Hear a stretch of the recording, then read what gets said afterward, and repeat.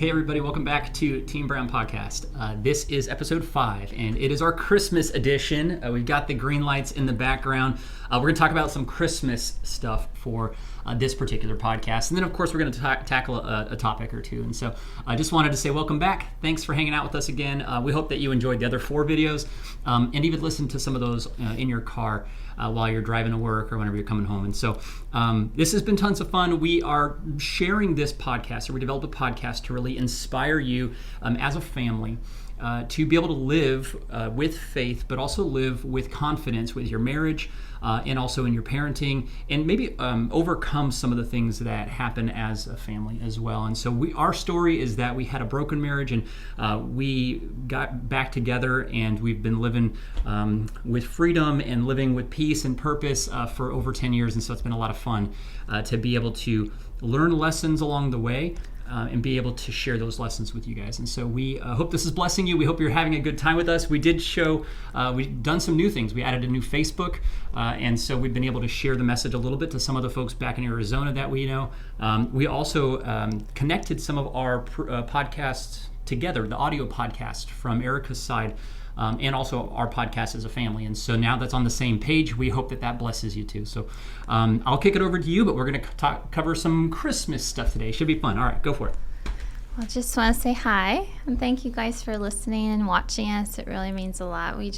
Our hearts are really just to get into the homes that need us most, and you guys know different people than we know, so if you just would share it, I think it could really bless others. I mean, we never know who's hurting. Sometimes people aren't willing to share, but they are hurting. So we just pray that our messages give you hope.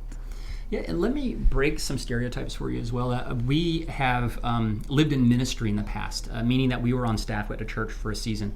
And don't think that just because people are at any kind of status at any church, either in leadership or on stage with a microphone in their hand or anything like that, that they don't have stuff at their home that could be going on, and that they need support. And so pray for your leadership, but also support your leaders, right? And we want a chance to be able to just let you know that every leader is human, and every person in the church is human. And the divorce statistics, unfortunately, don't really vary much between inside the church and outside the church.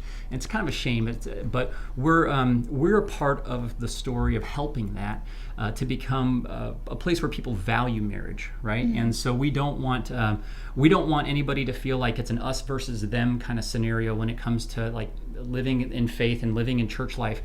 Or living where you're like, that's not been a part of my story. And we want you to know that you're included here no matter where you're coming from, no matter what background you have. But we also want to let you know that all folks that we're talking to right now on the other side of the camera, we're all human.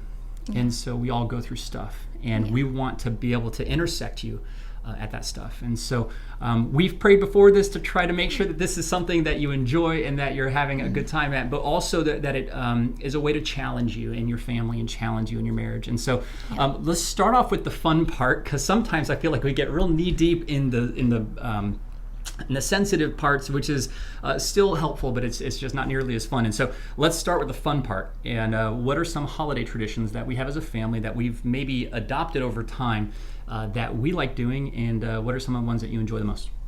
So the kids and I, we always make Christmas cookies together. They just like decorating the cookies, and we just did that today, actually. Yeah. They just roll out the dough and put their little cookie cutters and then decorate them, and that's fun for them. We always look at Christmas lights. We like to drive around and look at, I like to look at Christmas lights. In the metaphorical sense. He's willing to drive me to look at Christmas lights with our kids. We usually drive through Starbucks or a coffee shop on the way and get the kids a hot cocoa, and then we'll get a coffee, and we'll go through a neighborhood and roll down the windows and just enjoy the lights. I just think they're so pretty. We also read the Christmas story to the kids and talk about the meaning of Christmas and the birth of Jesus and how he came to save us. And what else do we do? We usually open one gift on Christmas Eve. Yeah. And we also do the candlelight Christmas Eve service. We really enjoy that. Did I already say that? No. Okay. I said that. No, the kids and my wife love the lights, and they're all about lights. And so, under duress, I was encouraged to put up lights this year for the first time in our family. Yeah. They turned out great. Yes. But as you probably saw in the video that we posted before this, if you guys got a chance to see the funny one that we're asking our kids questions, we didn't put up lights around the whole house. It's just where we can see them and where we can enjoy them. So, but it was under duress. Of course, if we had all the budget and we had all the time, I'd put lights up on the entire yard, including the house. But yeah, so lights is a part of something that you guys enjoy around this season specifically. Yeah. When do you put up the tree? Just like right before Christmas, so you can put October. October. Right? Well, the last 2 years, October. Usually it was Thanksgiving, right after we ate our Thanksgiving meal. Yeah. It's a Thanksgiving Day thing. But actually, the last 2 years since 2020, because that was kind of a sad year, and this year we decided to bring more joy to the house, and the kids just really enjoy the Christmas tree, so we put it up early. Put it up in October, both the years, and it's nice. They get to enjoy it.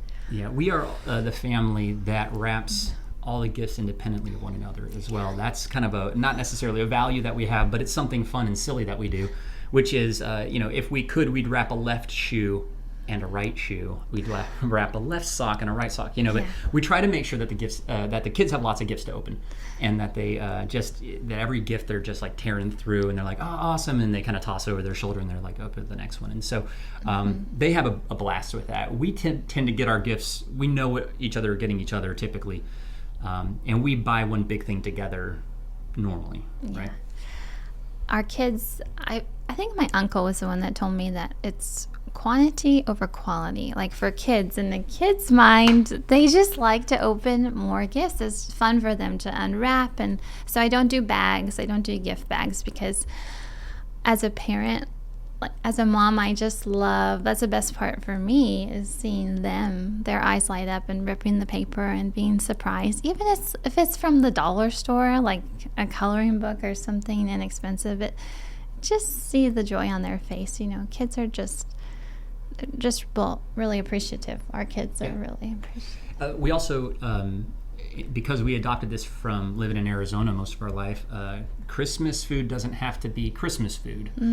Christmas food often is tamales, which is, Arizona, that is Christmas food, but for everybody else in the world, it typically isn't. So tamales during Christmas is a win, for sure. And so that's another Christmas tradition that we have. Lauren Daigle, as far as music goes, she's got a great Christmas album out. Family Force 5 has a fun, silly one that is not available on iTunes right now, but is also fun for the kids. And what are some other ones? Bethel Kids has one. Yes, that's fun for the kids. I really like the Kim Walker-Smith White Christmas. Your favorite. I love Kim Walker-Smith. I can listen to her voice all day long. And then I also like Amy Grant. It's old. It's like from the 80s. Like a country Christmas or something. I What's think the name it's of that? like Tennessee Christmas. There you go. I don't know though. Maybe wrong. No, you're right. But it has a lot of good songs like Breath of Heaven, Mary Did You Know, Silent. Can you sing a couple bars? I Need a Silent Night. I love that one. What else? There's a lot of good ones on there. Anyways, there's some cool playlists right now that they made for like Christian Christmas music, and so we typically have that on repeat on Bluetooth in the house, just kind of doing that in the background. So it's a lot of fun. So that is a little bit of our Christmas tradition. Where do we go for Christmas lights? Like, do we do the big drive-through stuff, and do we do the big? We go to the mall a lot. Do we go to around a lot of people, or what's our family's value when it comes to people? Well, where do we go for Christmas lights is usually like just a nice neighborhood nearby, like a neighborhood. We can't hear where we are in the country. It's so dark. Like there's no street lights, so it's really hard. Yeah. And Texas is really hard to see at night because there's so many trees. There's woods everywhere. It's not like Arizona or California where you're on the highway or you're on a road and you can see miles away from you in the distance. It's not like that. You cannot see past these trees. So there's just walls of trees, and it was really hard for me when I moved here because I wasn't used to that. I'm better now. I used to have panic attacks. We'll talk about that in another episode. Fear, panic attacks, anxiety attacks. But we have to be real intentional whenever we go see Christmas lights, because it's like you got to know where you're going and where you're landing to be able to really see something. Yes. So that's where we go. Nice neighborhoods. And then we don't really go to the mall. I don't I personally don't like crowds. I personally don't like the... Yeah. I like peace. I like peace. I like quiet. I love people, but I don't like all the like busyness or rushing around, the hustle bustle. Like, that's just not me. That's not my personality. Put me in the woods, far away. Yeah, and we are... I'll be happy. We're like right at the edge of town. So like for us, it's great because Amazon delivers to the house. It's fantastic. Yeah. We're not so far deep in the woods that they just are like, oh yeah, you live in a zip code we don't service. No, like they deliver to the house. We have high-speed internet. It's great. Yes. It's just like right at the edge. It's fantastic. So all right, cool. So that's Christmas in a nutshell. We love Christmas. It's my favorite holiday out of the year, I think. Yeah. I know that for you, we started early. It's like Christmas months at our house. And so it's a lot of fun. Okay, so moving on, we're going to talk about, we realized that we've done 4 episodes of the podcast, and we've talked a lot about what we value within marriage, but we didn't talk about necessarily why did we value marriage, right? We talked about the idea that there are lots of things that you can do to enhance your marriage or elevate your parenting and elevate your marriage, but we didn't talk about what is the benefit of just not staying independently single forever and just being around each other a lot. We have a unique story in this particular instance because we are remarried to each other. And so we, for a season, lived apart from one another, and we could have done that forever, right? We could have raised Eden together and it just be that, and then had Remington and then just never got remarried. But there's value in remarriage, and there's value at just face value, just marriage. And so talk about that. Well, I'm a woman, so I have a different perspective. I think that it shows commitment. I think it shows that he chooses me and I choose him, and I choose him forever, and I'm committing myself to him for the rest of my life. To me, it's more than just a piece of paper, and it's more than a ring that I wear on my finger. I mean, this is a symbol of our love, but with or without this, my heart, it's a heart issue, and my heart is still longs for you and is committed to you and wants to spend forever with you. Sure. So I find that marriage is valuable because it just it's valuable to me. I think you're better at this one. No, it's just, I think that from a woman's perspective, that's exactly right. It's different, and it is different. So from a man's perspective, like we believe as a family unit that God put men on the planet to be the protector and the provider, and to be the father, right? And so not everybody who doesn't come from a faith background believes that, but from our family unit, we do believe that, and we believed it even when we weren't together. And so we believe that we have unique roles in life, right? I'm not made the same as her, and so she's more empathetic than I am, and she feels things deeply, and she cares a lot more about the mother side of like when things warm her heart, and the empathetic part, and the softness of that. Whereas guys, I think that oftentimes maybe it's nature and nurture, but we're intentionally hardened a little bit so that we can have grit to get through certain things, and so that we can protect and provide and just put ourselves in vulnerable positions to be that guy for the family, right? And I recognize that now we live at a very different time in life where some of those roles are blended, or some of those roles are even sometimes reversed. And we're not trying to throw shade at that. We're just trying to say that from a faith perspective, we believe that we are uniquely different. Yeah. And there's value in the difference. And by that I mean there's something real special about the fact that she has something that I don't, and I have something that she doesn't. And we're able to then be whole 100% as a family. And so marriage, why is that important? We believe that marriage is important because it is stemmed in a commitment to each other in front of God. Let me back up a couple minutes. I recognize right now a lot of people, a lot of guys, not women necessarily, a lot of guys are saying, I've tried the marriage thing before and it was an epic fail and it was tons of risk and I got super burned. I get it.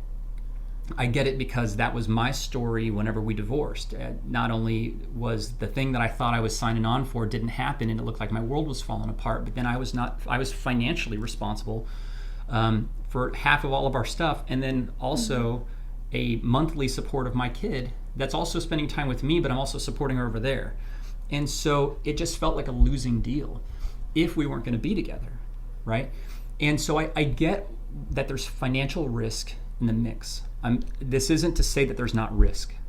It's to say that she's worth the risk, right? It's to say that when you sign on for family, I'm not committing to the government. My marriage commitment isn't in front of our president. It isn't in front of our political parties. It's not a piece of paper that I sign for tax reasons. My commitment is to say that even that I choose you, and I choose you when we love each other and when we're super lovey-dovey and we're having a great day, and I choose you when we're not. Mm-hmm. And I choose you when we agree and when we can share and partner in this thing 50-50, and I choose you whenever it feels out of balance and whenever it doesn't work out. Mm-hmm. Right? And the commitment is not to the government. The commitment is to God to say, you know what? This is the person you put on the planet for me. This is the one you selected. It's going to be her forever now. And that's the decision I'm making. And it's crazy risk, right? For us, it didn't work out well the first time. Mm-hmm. And even in our dating life, it didn't work out a bunch of times in a row. And so it was like, we said yes again because it isn't a commitment. It's a financial commitment already. So, what are you going to do? Be single the rest of your life and just cohabitate and then raise your kids together and then always put the subtle threat of if you take me off, I'm going to leave? Like, that doesn't show commitment to her. And that doesn't show I love you. And it doesn't show team. And it doesn't fight for family. It's all the things that we've talked about in the last 4 episodes. It's the marriage commitment is something that's greater than that. It's bigger than that.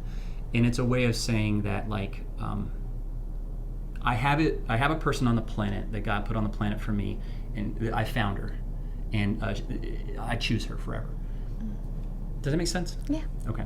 So that's the value of marriage. And I know that sounds like a weird one, but there's a lot of non-faith reasons of saying, hey, like, we don't need to sign a piece of paper. It's just a piece of paper, and who cares? Like, if we live independently, there's some benefits financially. Like, however, the metaphor of faith is that God is Father God, and we are His bride, and He's showing us that family's crazy important. He literally calls Jesus the Son of God, and so there's this God created family, and He values family, and then we need to then respond and say, what's so darn special about this thing? And we need to find it, right? But we need to be willing to put ourselves out there and say, there's this opportunity out there that I don't know yet, and it feels kind of magical, but we're going to find it out together. Yeah. Right? Does that make sense? Yes.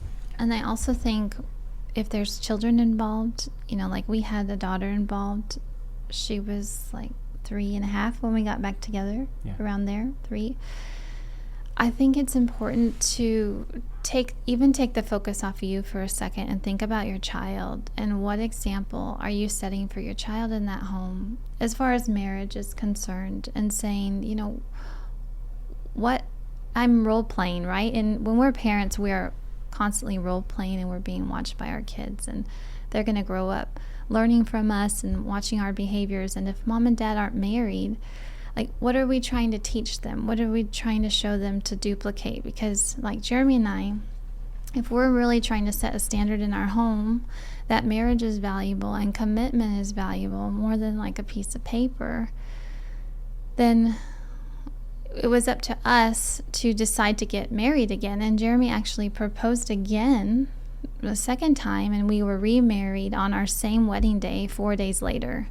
So our first wedding was 4 years. Sorry, 4 days. I'm like, wow, that went real fast. 4 days, 4 years. I wish. So our first wedding was June 7th, 2008, and then 2008, and our second wedding was June 7th, 2012. Right. At the courthouse. We just went down to the courthouse that time. Yeah. But still valuable in setting an example for your children in the home that, mom chooses dad and dad chooses mom, and we're going to choose each other forever because we value this and it's important, and we want to be honorable in our marriage and honor God. And well, it's 1,000 times easier whenever we weren't remarried to just be selfish, right? Choose me. Hey, I'm going to get in my car and drive away whenever I don't like something. Yeah. It's like that doesn't show to our kids that I'm in this forever, Yeah, when you can just leave and just bounce. And that's also not what God doesn't bounce on us. Mm-hmm. So why is that an appropriate response to family? It isn't. And so there's a lot of reasons. There's a lot more reasons than this. We didn't talk about intimacy. We didn't talk about a couple things, but there's this is huge. And I think that when people wrap their heads around it, that it's like the world is totally cool with you being single forever, but you're missing something. There's something that will be always a void for you, and even though your spouse may not vocalize it, there will be something missing in them too. Yeah. We can talk about intimacy real quick, because there is a difference. There is a purity in your intimacy when you do say yes and you do commit. It's so much different than feeling like yucky and gross inside and like you're doing something wrong. You know that you are making the right choice. Yeah. You're having sex with this one person forever for the rest of your life, which is amazing, because that's how it should be. That's how it's designed to be. Right. This is my partner in life, and so giving my body to him and his body to me is, and then you don't have to worry or even think about or entertain the thoughts of anything else, coming between that. It just keeps the marriage bed pure, I feel like. Yeah. There's something else that you kind of get as a special benefit of marriage, and this is more so than even whenever we were dating for a long time. I'm kind of a nerd, and I make weird dad jokes, and I'm just silly. Outside of this, I'm just a goofball, and I don't have to explain that to a new person all the time. She gets it, and she's got me for a long time, and so it's like there's this comfort, there's this security in I'm uniquely Jeremy, and that doesn't mean I'm perfect, and it also means that there are some weird parts of Jeremy that are just probably wouldn't be just accepted carte blanche across the world, but she gets it, and there's things about her that are fun and silly, and it's I love that, and you don't have to explain it. It's already that's on the table, and that's already in the pie. And so there's something real special about it. There's something that's kind of cool as an added benefit of not just are we living in the same home together, raising the same kids together, but we choose each other forever. And hey, you signed on to this, so enjoy it. So, all right, so we're going to wrap it up. We are at the 20-minute mark, and so we're trying to keep these short and fun and having a good time. We will cover harder topics in the future as well. We hope you have a wonderful Merry Christmas. If you enjoy these podcasts, share them to your friends. We really want to reach the world with this. If there are people who right now are struggling with marriage or struggling with the idea of marriage, or maybe they've gone through something super dark, we want a chance for this to be hope and to be light. And we want this light to be in a dark place. And so please share this to your family and your friends, even if they don't love Jesus, or even if they're considering faith or kind of in a faith walk where they're not sure. And we'd love for this to be able to reach them. So we also have that podcast as well. So listen to it in the audio version at the gym or on the way to and from work. And we'd love for you to include us in your day that way too. So anything else before we go? No, I just think that marriage gets better and better, with you. It really does. Yeah, because we've almost been remarried 10 years, and every year just gets better and better. And I feel like you just learn more and more about your spouse, and there's just something really special about it. So, yeah, we love you guys. Thank you for listening. All right, God bless you. Okay.